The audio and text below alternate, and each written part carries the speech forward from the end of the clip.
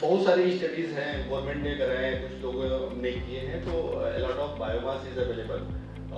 और ये मैं मतलब पिछले 5 साल में इसको कम से कम 5 टाइम्स मैंने बढ़ते हुए देखा इस सेक्टर को। जहाँ पे आज हम थे, पहले केवल ब्रिकेट की बातें होती थी, पैलेट्स 1% था, 5% था। आज हम पैलेट्स में ऑलमोस्ट ब्रिकेट से भी आगे बढ़ चुके हैं, और वो भी केवल जो ट्रांजिशन हुआ ओनली 3 इयर्स में हुआ, ज़्यादा टाइम नहीं लगा उसमें।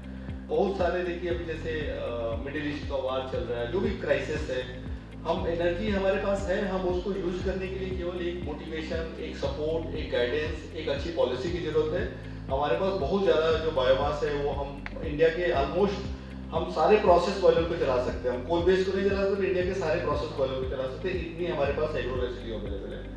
और स्मॉल एंटरप्रेन्योर्स के लिए काफ़ी सपोर्ट्स हैं, इन्वेस्टर्स के लिए भी है, ग्रीन कार्बन क्रेडिट्स की पॉलिसीज इवॉल्व हो रही हैं, उसमें भी बेनिफिट्स काफ़ी सारे मिलेंगी।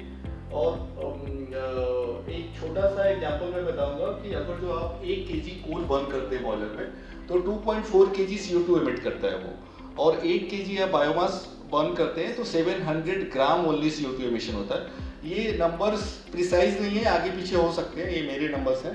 तो अब इसमें आप कितने ज़्यादा CO2 सेव कर रहे हैं। मान लीजिए आप पूरे साल में 30,000 टन अगर जो आप बनाते हैं बायोमास, तो आप प्राउडली बोल सकते हैं 30,000 इंटू 1.7 मैं इतना CO2 सेव करता हूँ इंडिया का। So this is the kind of इसमें इतना बेनिफिट है। नेक्स्ट,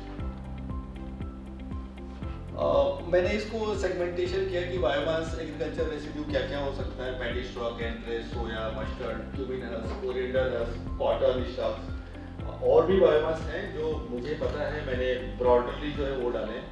तो ये सारे इन सारी चीज़ों को, जैसे मस्टर्ड, सोया और क्यूमिन, कोरिएंडर है, इनको एग्रीगेशन की जरूरत नहीं पड़ती है क्योंकि ये रेडी टू यूज होते हैं। बट पैडी स्ट्रॉ, कैंट्रेस और कॉटन, इनको एग्रीगेट करना पड़ता है। एग्रीगेशन का मतलब क्या कि फील्ड में हमको मशीनरी लेके जानी पड़ती है, वहाँ से हमको बेलर चलाना पड़ता है, फिर उसको लाके एक हम डिपो में उसको स्टोर करना पड़ता है। ये सारी चीज़ें एक्टिविटी करनी पड़ती है। और इसका जो मस्टर्ड, क्यूमिन, कोरिएंडर का स्कोप लिमिटेड है, बट इनका स्कोप अनलिमिटेड है। बहुत सारे ऐसे स्टेट्स हैं जहाँ पे अभी चालू नहीं हुआ। लाइक MP में अभी फर्स्ट टाइम मैंने देखा कि गाडरवाड़ा और जो भोपाल एरिया में जहाँ पे रिलायंस और अदर प्लांट से पैलेट प्लांट से वहाँ चालू हुआ। MP में पहले बेलिंग होता ही नहीं था, it's new for MP।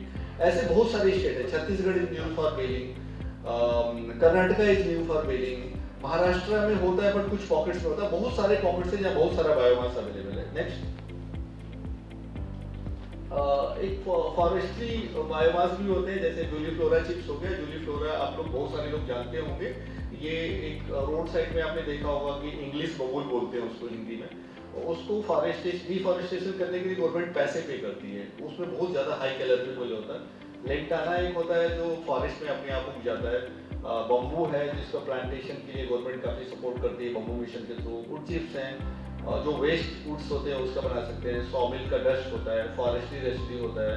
Plywood industry काफ़ी सारा वेस्ट जनरेट करती है इन डेली बेसिस पे, तो इसको मैंने फॉरेस्ट्री वेस्ट की कैटेगरी में डाला। नेक्स्ट,